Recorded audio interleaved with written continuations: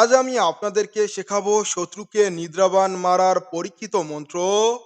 আপনি যদি আপনার শত্রুকে ঘুমের মধ্যে শেষ করতে চান, যেন শত্রু পরদিন সকালে সূর্য দেখতে না পারে, তাহলে এই কুফরি মন্ত্রটি আপনার জন্য। মাত্র 24 ঘন্টার মধ্যে আপনি আপনার শত্রুকে ঘুমের মধ্যে শেষ করে দিতে পারবেন। মন্ত্রটি হলো: কাবিলের পুত্র মুই কাফেরের আকপান, যত আল্লাহর কাল্লা কাটিয়ে করি খান খান।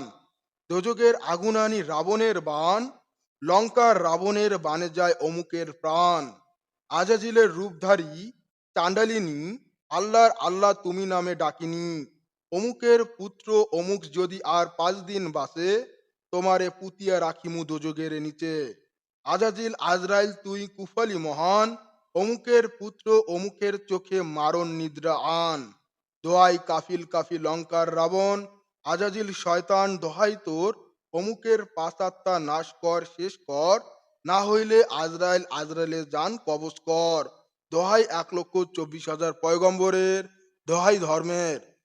এই মন্ত্রটি উচ্চারণের মাধ্যমে মাত্র 24 ঘন্টার মধ্যে আপনি আপনার শত্রুকে ঘুমের মধ্যে শেষ করে দিতে পারবেন। সেজন্য আপনার করণীয় কি, কিভাবে এই কাজটি করবেন আপনাকে অবগত করছি। মনোযোগ দিয়ে এই ভিডিওটি শেষ পর্যন্ত দেখুন, সমস্ত নিয়ম পদ্ধতি শিখে নিন। দেখুন, যখন আপনি শত্রুর দ্বারা অত্যাচারিত, নির্যাতিত এবং শত্রু আপনাকে প্রতিনিয়ত কষ্ট দিচ্ছে, শত্রুর জন্য আপনার বেঁচে থাকাই যেন অতিষ্ঠ হয়ে গেছে। শত্রুর সাথে মোকাবিলা করতে করতে আপনার পিঠ দেয়ালের সাথে ঠেকে গেছে, আপনি নিরুপায় হয়ে গেছেন। বিভিন্ন মন্ত্র, তাবিজ, তুমার ইত্যাদি প্রয়োগ করেছেন, কিন্তু কোনোটাই কোনো কাজে আসে নাই। আপনি যদি নিজ দায়িত্বে কুফরির প্রয়োগ করতে চান, তাহলে এই মন্ত্রটির প্রয়োগ করতে পারেন। তবে শুরুতেই বলে রাখি, আজকের এই মন্ত্রটি কুফরি মন্ত্র, তাই বিশেষ বিবেচনার মাধ্যমে আপনি এই মন্ত্রের প্রয়োগ করবেন। আপনাকে পুরো নিয়ম অবগত করছি।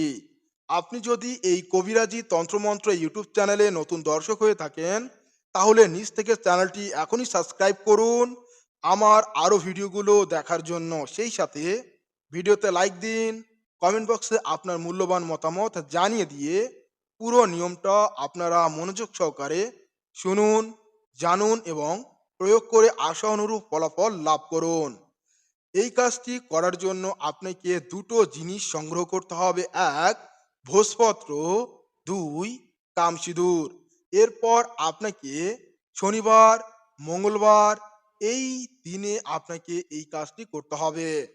আপনি যদি 24 ঘন্টার মধ্যে রেজাল্ট চান, তাহলে আপনাকে আমাবস্যার মহালগ্নে অর্থাৎ ভোগে আপনাকে এই কাজটি করতে হবে। আমি আবারও বলছি, আমাবস্যার মহালগ্নে আপনাকে এই কাজটি করতে হবে, যদি আপনি 24 ঘন্টার মধ্যে রেজাল্ট দেখতে চান।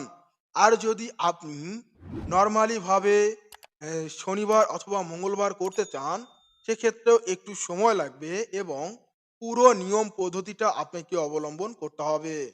যে নিয়ম পদ্ধতি আপনারা আমাবস্যাতে করবেন, সেই নিয়ম পদ্ধতি আপনারা শনিবার অথবা মঙ্গলবারের ক্ষেত্রেও প্রয়োগ করতে পারবেন। তবে আপনাকে বলে রাখি, আপনারা মঙ্গলবারে করবেন না। মঙ্গলবারেও করা যায়, কিন্তু করবেন না। এই কাজটি শনিবার রাত 12টার সময় আপনারা করবেন, কেননা এটা এই কাজের জন্য একটা উপযুক্ত সময় এবং লগ্ন বলা হয়। এই সময়ে আপনারা মহা বানমারণ প্রক্রিয়াগুলি সম্পন্ন করবেন। তার মধ্যে আজকের এই নিদ্রাবানটি খুবই পাওয়ারফুল।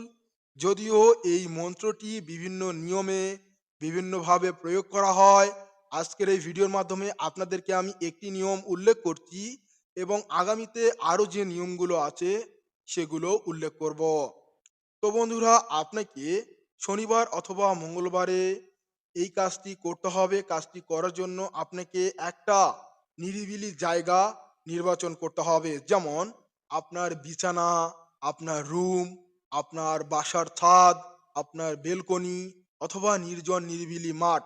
এক কথায় এমন স্থানে আপনি এই কাজটি করবেন যেখানে আপনাকে কেউ ডিস্টার্ব করবে না বা বাহির থেকে কোনো নয়েজ বা আওয়াজ যেন আপনার কানে না আসে এমন একটা নিরাপদ জায়গায় আপনি অবস্থান করবেন। আপনার ফোন সাইলেন্ট করবেন যাতে ফোন বাজলে আপনি ডিস্টার্ব ফিল না করেন। তাই ফোনটা সাইলেন্ট করে নিবেন। এরপর সেই স্থানে রাত ১২টার পর আপনি বসবেন। পূর্ব দিকে মুখ করে কিন্তু বসতে হবে। এরপর একটি মোমবাতি জ্বালাবেন।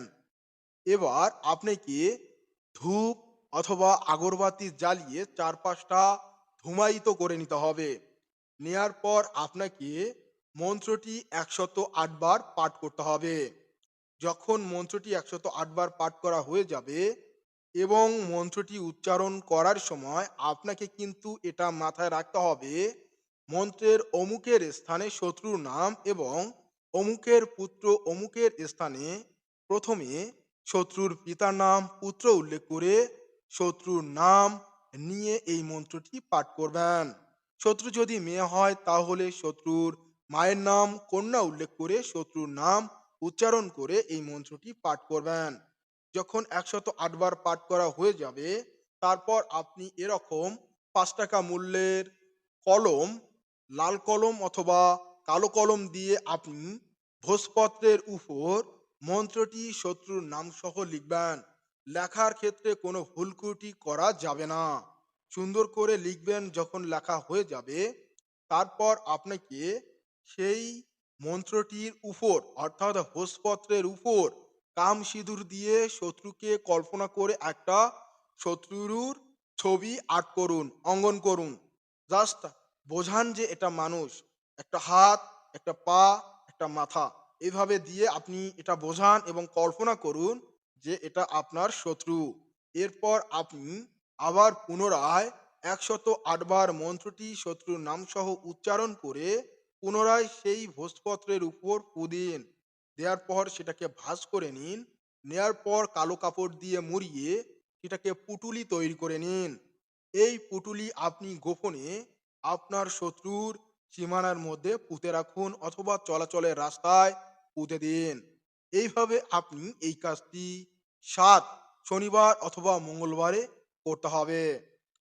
এখন আপনি পূর্বের মতো যেমনটা আপনি ১ম শনিবার অথবা মঙ্গলবারে যে প্রক্রিয়াটি অবলম্বন করে কালো পুঁটুলি তৈরি করে শত্রুর গৃহের মধ্যে পুঁতে রাখলেন, ঠিক একইভাবে আপনাকে শত্রুর সীমানার চতুর্পাশে ওই কালো পুঁটুলিগুলো রাখতে হবে। এটা কালো জাদুর পুঁটুলি। এই পুঁটুলি আপনারা শত্রুর চতুর্পাশে রাখবেন। ঠিক আছে? এবং এখান থেকে প্রতিনিয়ত শত্রুর উপর কালো জাদু প্রভাব পড়বে। মানে যে পুঁটুলি আপনি রাখলেন সেখান থেকে জাদু উৎপন্ন হবে এবং শত্রুর শরীরে গিয়ে প্রবেশ করবে।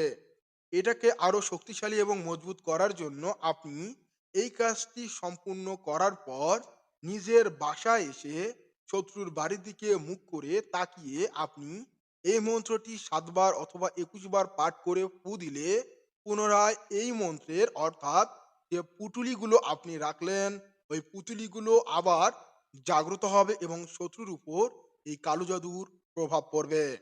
এইভাবে ক্রমে, ক্রমে আপনার শত্রু ধ্বংসের দিকে ধাবিত হবে। একটা পর্যায়ে গিয়ে আপনার শত্রু ধ্বংস হয়ে যাবে।